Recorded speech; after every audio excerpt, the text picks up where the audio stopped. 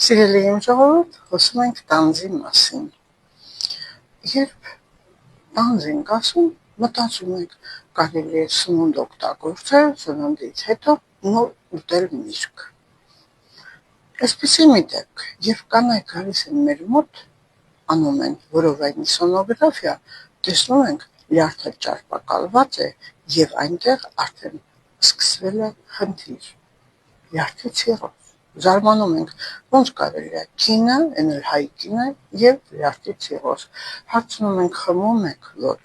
ինչու ցիրոզ, գիտեք ինչու, որովհետև օգտագործում ենք սնունդը և մսեղենը ջիգարով օգտագործելուց հետո վերջում բոլոր հարսանիքներում այդպես է, վերջում օգտագործում ենք միրգ և սուրճ։ Սիրելիներս, սնունդը մարսվում է մեր ստամոքսային տրակտում 3,5-4 ժամ, իսկ մեր տանձը ընդամենը 30-ից 40 րոպե, թող լինի մի ժամ։ Պատկերացնում եք, երբ այդ ծանր մարսվող սնունդից հետո մենք օգտագործում ենք սա, վերևում ստամոքսի մնալով ինքը սպասում է իր հերթին, որ պետք է գա, մարսվի, բայց չկա։ Ժամանակը անցնում է, ինքը սկսում է թթվել, խմորումներ են տեղի ունենում և սպիրտային մաս, և դա ուղիղ կապ ունի հենց լյարդի վրա։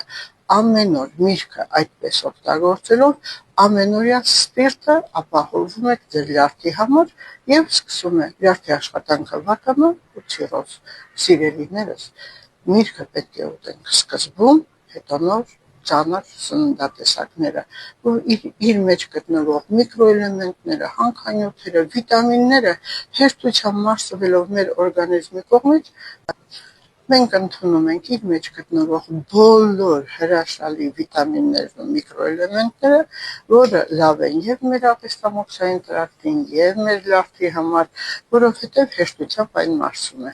Այնպես որ, որպեսզի մեր օրգանները վիտամիններով հարստանան, ապա անպայման սկզբում միրգը, հետո նոր ծանր սննդատեսակները։ Սիրում եմ ձեզ, իմ ժողովուրդ։